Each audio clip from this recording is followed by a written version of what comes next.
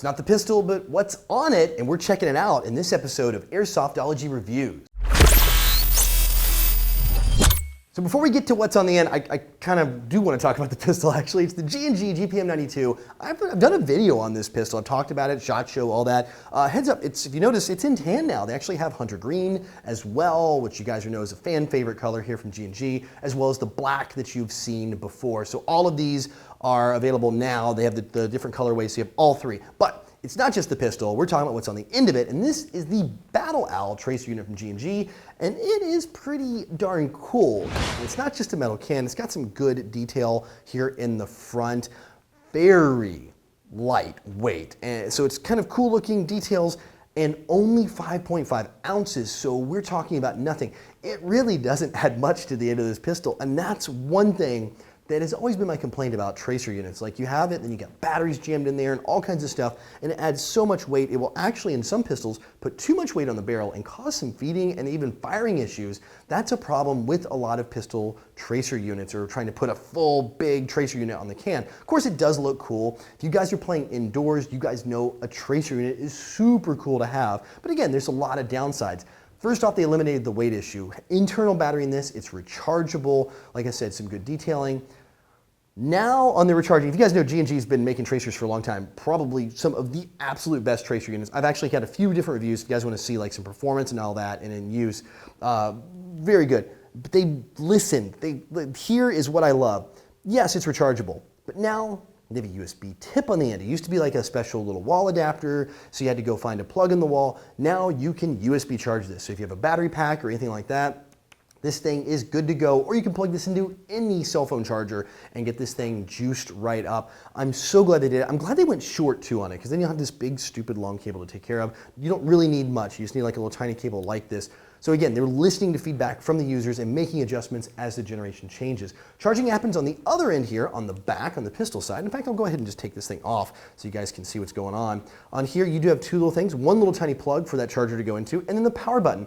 Another bit of feedback they've been doing and making some changes, the buttons on the other ones have been also kind of like sit up a little higher. This one is now recessed in there. It's a little more difficult to press, which is good. You press it and it goes down and locks into place. You know it's on. You can actually look through and see a blue light on the inside. You know it's powered up as well. That gives you two cues there.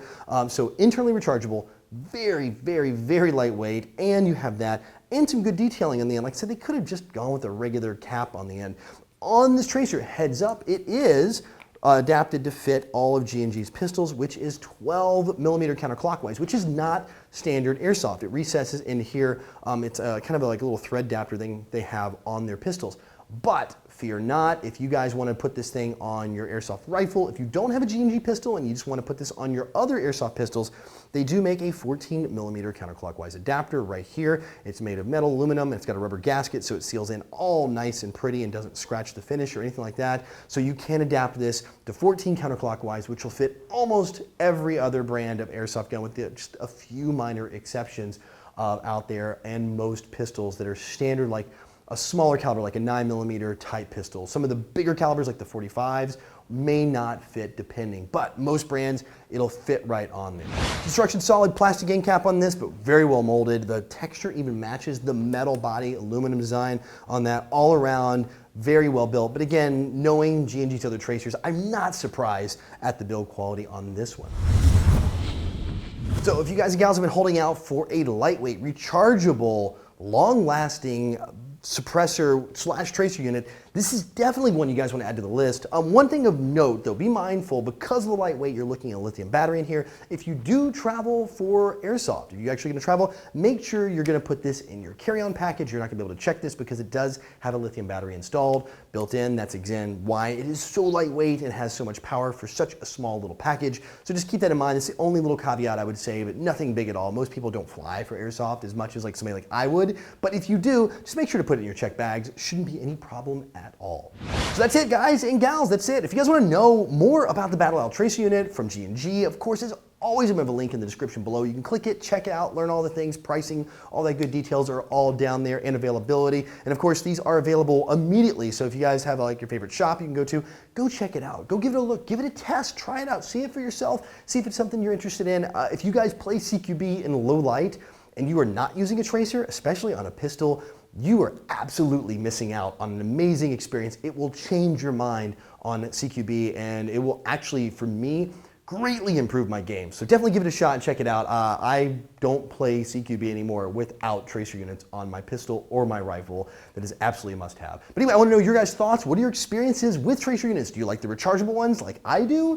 Do you have your favorite brand? Have you tried the Battle Owl yet? Let me know in the comment section below. I'll be down there joining the conversation. So guys, until the next video, go out, play some Airsoft, have some fun, but no matter what you do, call your freaking hits.